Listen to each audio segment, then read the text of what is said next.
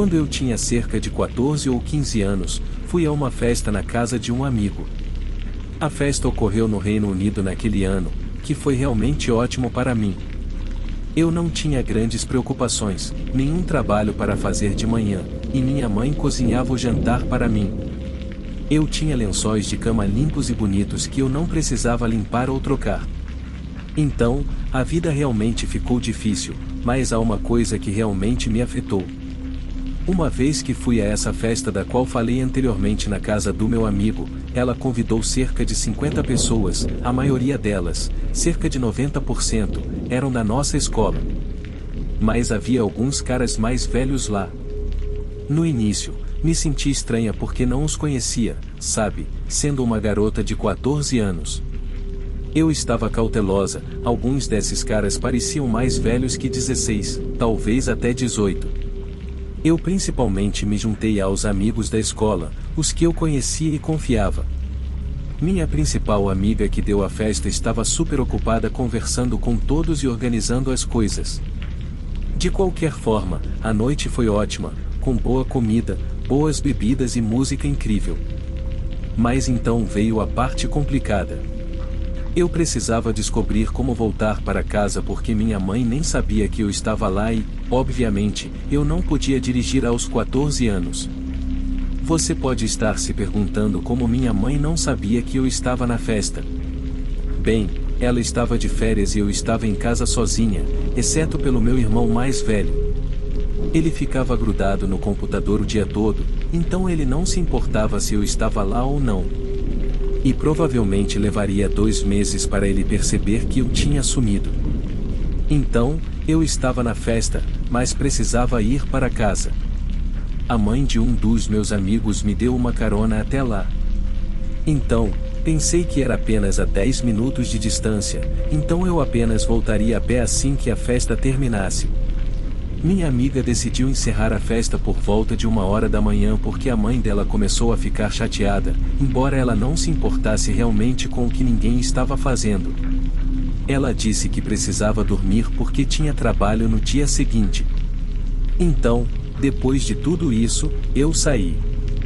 Não pedi carona a ninguém porque não queria incomodá-los e quase ninguém lá dirigia de qualquer maneira. Havia apenas 2 caras que dirigiam, então eles deviam ter pelo menos 17 anos, o que me fez pensar que eles eram definitivamente mais velhos que nós. Comecei a andar para casa.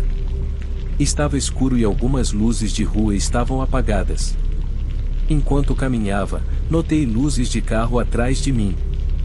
O carro não estava indo em velocidade normal como os outros que tinham passado por mim. Estava indo muito devagar.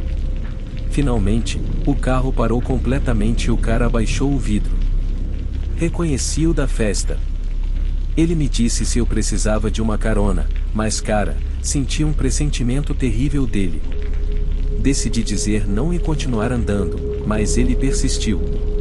Ele dirigia ao meu lado na velocidade em que eu estava andando, com o vidro ainda abaixado. Ele continuava dizendo coisas como: você não deveria estar aqui a essa hora da noite, está muito tarde. Vamos, está ficando frio, deixe-me te dar uma carona de volta. Quanto mais ele insistia, mais suspeito ele parecia para mim. Mais e mais bandeiras vermelhas foram levantadas e eu estava prestes a correr. De repente, ele parou o carro. Isso me pegou totalmente de surpresa porque ele tinha estado dirigindo ao meu lado nos últimos 5 minutos me incentivando a entrar no carro. Virei para encará-lo, sem saber o que fazer. Eu sabia que não poderia fugir dele. Ele era muito maior e mais rápido que eu, e eu estava usando sapatos com cerca de 7 centímetros de salto, então não teria chance. Percebi que se algo ruim fosse acontecer, a única coisa que eu poderia fazer era gritar por ajuda. Então, foi o que fiz. Gritei o mais alto que pude, como se tivesse enlouquecido completamente. Eventualmente, quase todos na rua tinham me ouvido e vários vizinhos abriram suas janelas. O cara simplesmente ficou ali, com o carro ainda ligado. Acho que ele percebeu que todos estavam olhando para ele. Ele olhou para cima para todas as janelas com pessoas e luzes acesas. Dois deles tinham suas janelas abertas e estavam apenas olhando para fora. Eles não disseram nada, acho que estavam apenas curiosos. Uma vez que ele os viu, virou-se, entrou no carro novamente e rapidamente se afastou. Alguns dos meus amigos dizem que ele é um cara legal, mas ele não frequentava a nossa escola. Ele na verdade estava na faculdade, mas eu não o conhecia e não queria entrar no carro dele, não importa o que.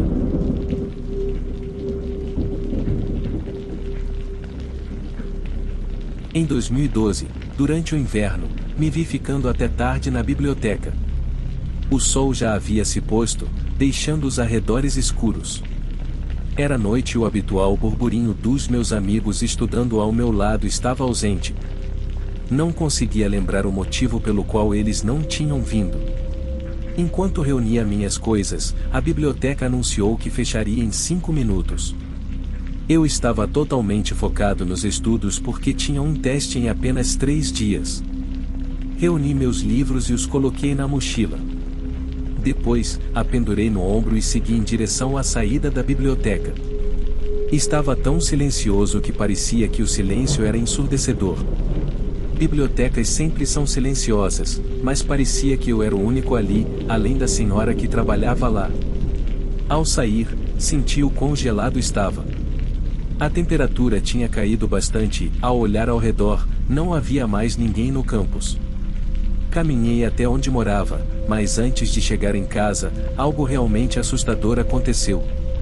Cerca da metade do caminho, tive que atravessar uma grande estrada. O campus é dividido em 2 partes, o que é meio estranho. Não sei por que o projetaram assim, mas há uma rodovia que atravessa o campus. Cruzá-la durante o dia não era grande coisa, mas à noite era definitivamente mais desafiador.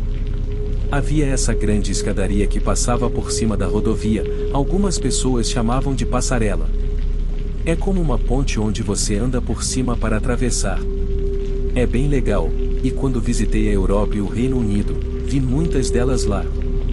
São bastante comuns nesses lugares, mas não tanto onde moro, pelo menos não no estado de onde venho.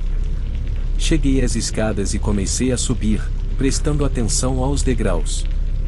Era apenas o início do inverno, logo após o outono, então ainda não havia muita neve, mas estava realmente frio, com temperaturas geladas. Estava agasalhado com roupas quentes, usando um gorro e um cachecol, mas ainda estava congelando. A pior parte era o meu nariz, que parecia tão dormente e formigante. Subi o primeiro lance de escadas e agora tinha que atravessar a rodovia na plataforma, então foi o que fiz. Ao chegar à metade do caminho, notei alguns carros passando. O trânsito tinha diminuído até então, acho que porque o horário de pico tinha passado, a maioria das pessoas já tinha chegado em casa do trabalho. Eram cerca de 19 horas, e poucos carros passavam, mas nada de anormal, pelo menos até chegar ao final da plataforma. Estava prestes a descer o segundo lance de escadas para voltar para o outro lado da rodovia, quando vi algo realmente estranho. O limite de velocidade na rodovia era de 80, talvez até mais rápido, mas todos os carros estavam indo rápido, exceto por uma van. Parecia o tipo de van que você imagina uma pessoa assustadora dirigindo, tentando pegar pessoas. Eu não conseguia acreditar. Eles não estavam dirigindo na velocidade limite ou perto disso, estavam indo realmente devagar, como o passo de um caracol. Pensei que talvez estivessem perdidos, mas como você se perde em uma rodovia? Estava me aproximando deles porque estavam indo tão devagar que parecia que a van deles poderia parar bem onde as escadas encontravam o chão. Enquanto descia as escadas, estava realmente nervoso, tentando ser silencioso e evitando olhares, mas agora estava ainda mais assustado e incerto sobre o que estava acontecendo com as pessoas naquela van. Estava aproximadamente na metade das escadas quando percebi que a van havia parado bem no último degrau. Fiquei mais perto, pude ver 2 homens sentados lá dentro, completamente ocultos no escuro. Conseguia ver suas bocas até que eram caras pelos contornos de seus maxilares. Reduzi a velocidade, fingindo estar cauteloso com o gelo enquanto pensava no que fazer em seguida. Algo parecia errado, então não queria descer as escadas completamente. Se a van tivesse quebrado, eles sairiam e ligariam o pisca-alerta, mas eles não estavam fazendo nada disso, apenas sentados lá. À medida que me aproximava, estavam me observando, acompanhando cada movimento meu. Aquilo foi demais.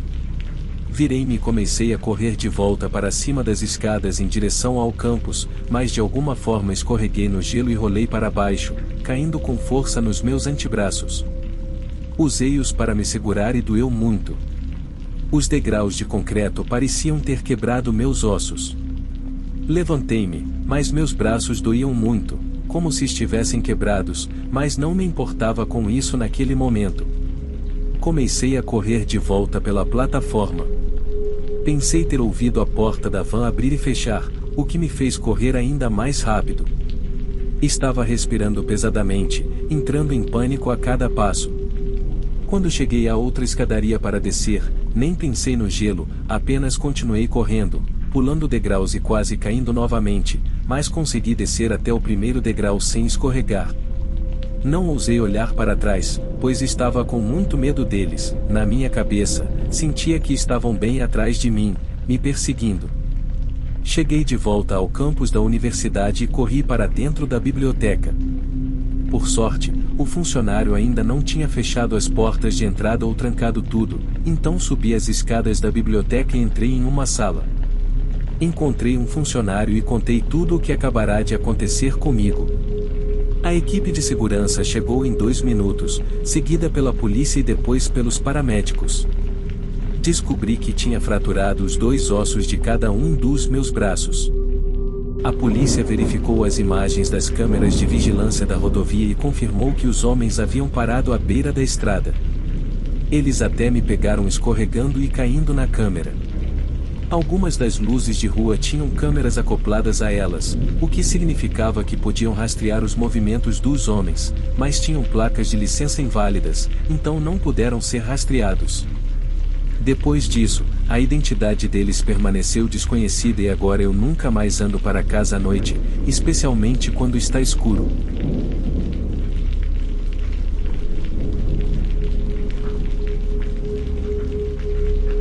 Eu pego o metrô para ir e voltar do trabalho todas as noites. Leva cerca de 30 minutos para chegar ao trabalho de ônibus, mas a estação de metrô fica a apenas 5 minutos a pé do meu apartamento.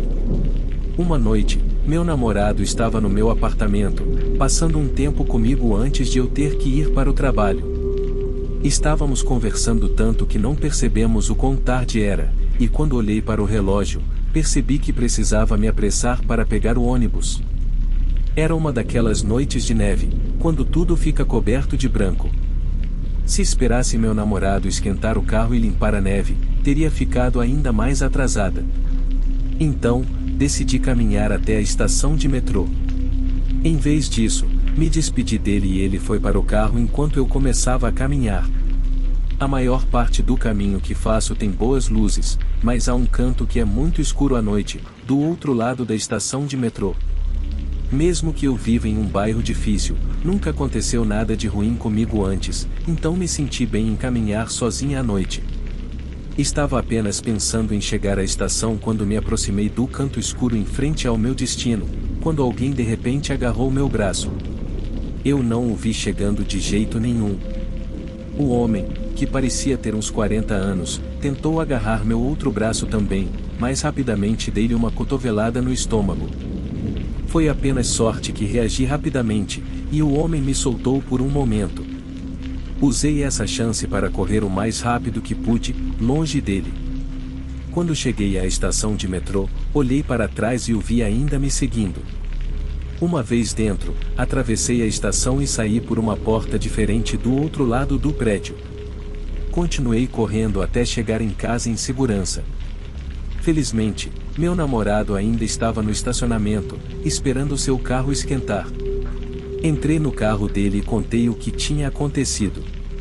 Ligamos para a polícia e dei a eles uma descrição do homem da melhor forma que pude. Naquela noite, meu namorado me levou para o trabalho, mas geralmente pego o metrô quando trabalho à noite. Nunca recebi notícias da polícia, então acho que não encontraram o homem. Desde então, Comecei a carregar spray de pimenta sempre que ia para a estação. Mantenho em minha mão até terminar de caminhar.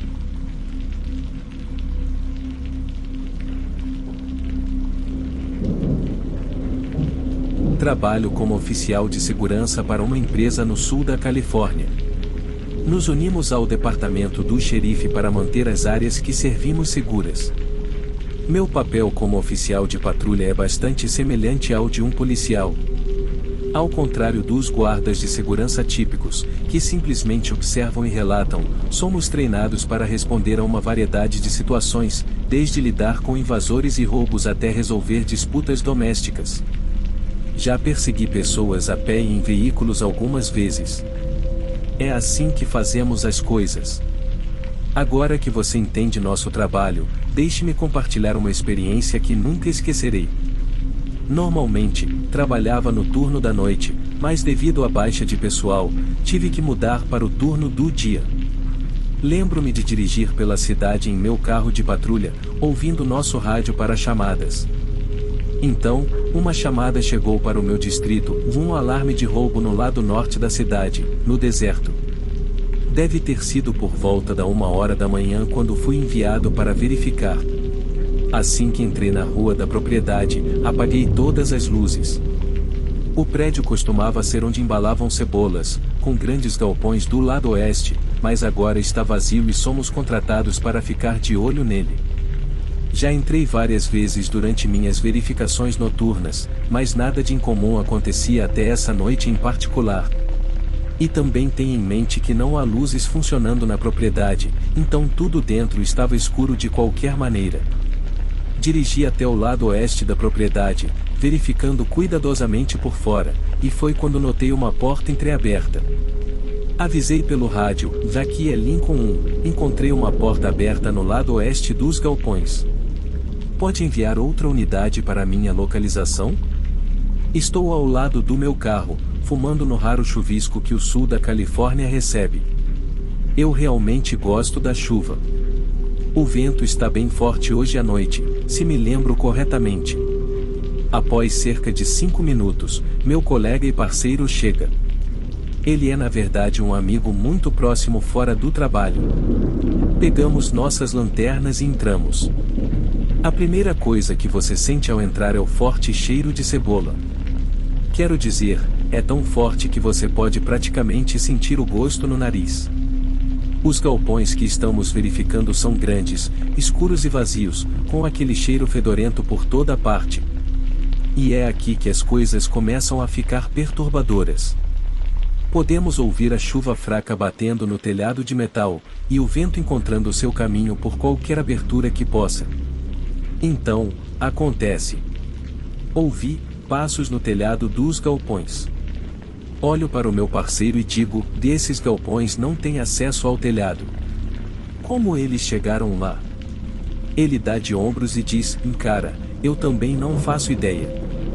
Lincoln para controle, só para avisar, estamos ouvindo passos no telhado.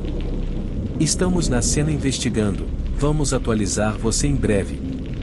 O despacho confirma, e começamos a vasculhar o prédio, verificando cada canto.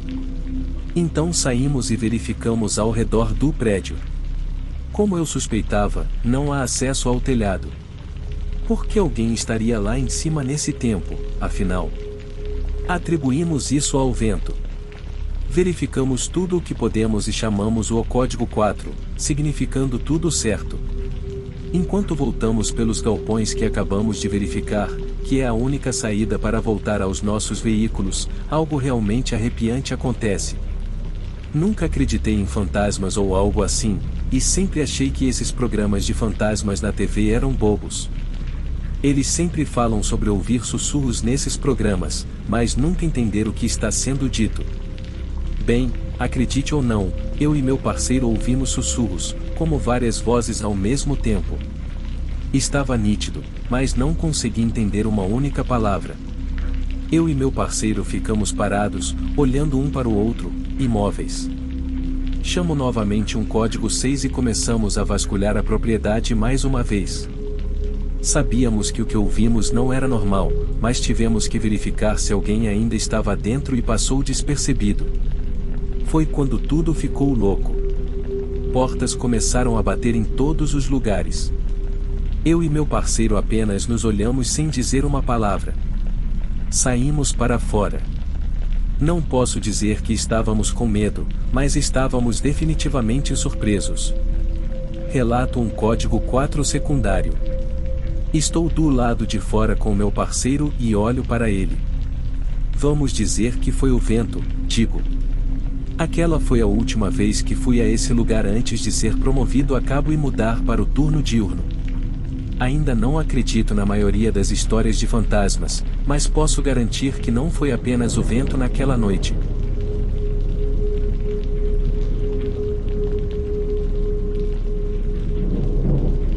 Quando eu tinha 12 anos, morava em uma pequena cidade em Washington.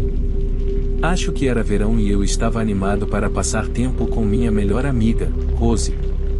Pedi permissão à minha avó para ficar na casa de Rose e ela concordou. Quando cheguei à casa de Rose, um dos nossos colegas de classe, um menino cujo nome não consigo lembrar agora, também foi para a casa dela. Ele tinha esse novo jogo e estava animado para nós experimentarmos. Ele morava a 2 casas abaixo da dela. Chegamos à casa dele por volta das 6h30, mas honestamente o jogo que ele trouxe não era muito divertido, então acabei apenas olhando pela janela do quarto dele. Estava muito escuro lá fora e tudo o que eu conseguia ver eram nossos reflexos na janela e o brilho da TV. Eu estava sentado bem perto da janela e, se eu me inclinasse um pouco, conseguia ver para cima nos galhos das árvores. Então olhei para cima e vi 2 olhos vermelhos olhando para mim. Fiquei muito assustado e tentei ver o que estava lá, mas estava muito escuro para distinguir qualquer outra coisa. Tudo o que eu conseguia ver eram aqueles olhos vermelhos. Senti minha garganta apertar e comecei a tremer. Virei-me para meus amigos perto da TV e sussurrei ao pessoal: olhem para cima na árvore, vocês veem o que eu vejo? Rose olhou para mim, depois para a árvore, e ela congelou, parecendo realmente assustada. Nosso outro amigo também olhou, mas então saiu correndo do quarto. Nós 2 corremos atrás dele, porque definitivamente não queríamos ficar sozinhos. Ele encontrou o pai sentado na sala assistindo TV. A princípio, o pai dele não acreditou em nós, mas eventualmente ele se levantou e olhou para fora. Ele também viu os olhos, apenas nos encarando como se pudessem ver direto em nossos corações. O pai do nosso amigo pegou um taco de beisebol e nos disse para ficarmos dentro de casa. Ele saiu correndo pela porta dos fundos e a fechou bem atrás dele. Mas logo depois ouvimos o pai do nosso amigo gritando para seja lá o que estava no quintal, e então ele correu de volta para dentro, quase quebrando a porta em sua pressa, e nos reuniu todos no quarto principal, que era a única porta que tinha chave, além das portas principal e dos fundos. Logo depois, a polícia chegou, mas quando contamos o que aconteceu, eles não acreditaram em nós. Eles apenas disseram que estávamos imaginando coisas. Mas sabíamos no fundo que não era apenas nossa imaginação. Como 4 de nós, incluindo um adulto, poderíamos todos ver a mesma coisa.